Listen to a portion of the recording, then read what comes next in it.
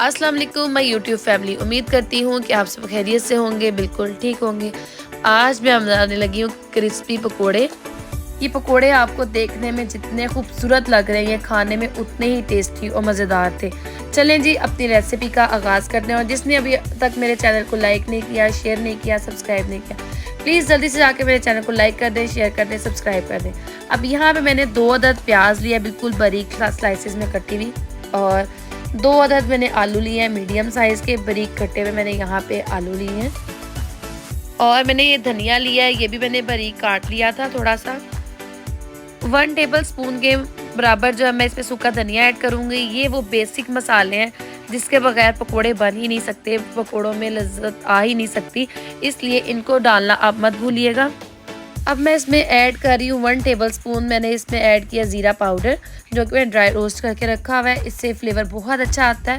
आप भी इसको ड्राई रोस्ट करके रख लें और इसको यूज़ किया करें।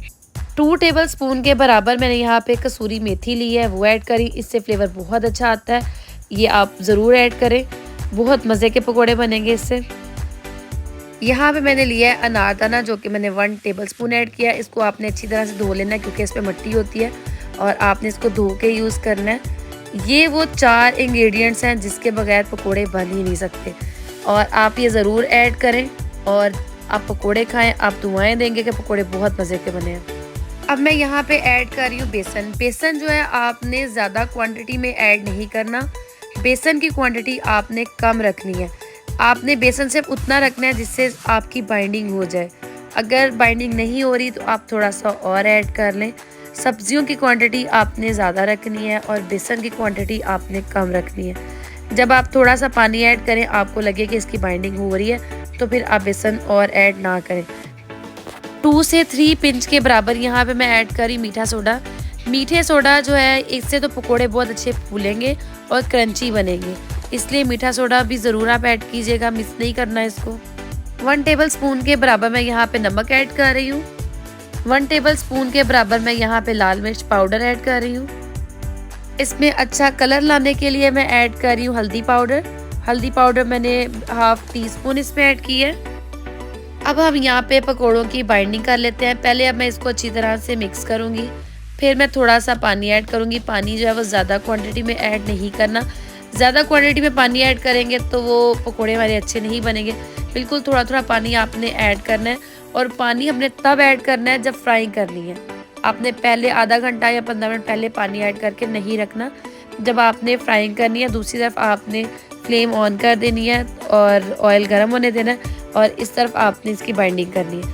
अभी ये देखें, यहाँ पे मेरी बाइंडिंग जो है नहीं हो रही क्योंकि बेसन थोड़ा कम है। अब यहाँ पे मैं बेसन थोड़ा और ऐड करूँगी क्योंकि वो आपस में बाइंडिंग नहीं हो रही। अब हम यहाँ पे करते हैं इसकी बाइंडिंग।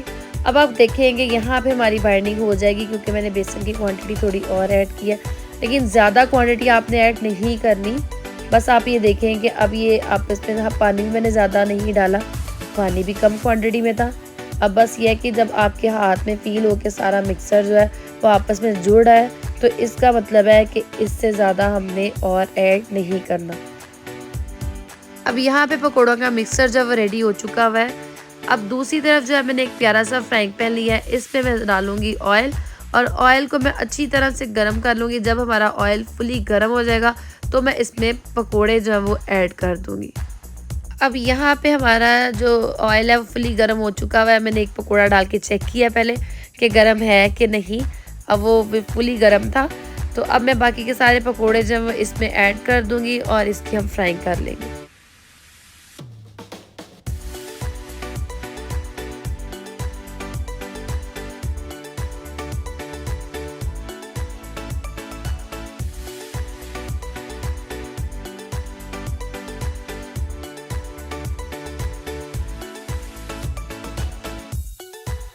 अब यहाँ पे हमारे पकोड़े जो है फ्राई हो चुके हुए हैं। अब मैं इन्हें बाहर निकाल लूँगी और इनका ऑयल जो मैं स्क्वीज़ कर लूँगी। ये है हमारे पकोड़ों की फाइनल लुक। दोस्तों, अगर आपको मेरी ये वीडियो अच्छी लगी हो तो चैनल को लाइक, शेयर और सब्सक्राइब ज़रूर कर दीजिएगा। बेल के बटन को प्रेस करना आपने नहीं भूलना, ये आप लोगों की तरफ से प्यार होता है, अप्रिसिएशन होती है हमारे लिए। मिलते हैं अगली वीडियो में। और फीडबैक ज़रूर दीजिएगा इस रेसिपी को ट्राई करके। अल्लाह हाफ़िज़।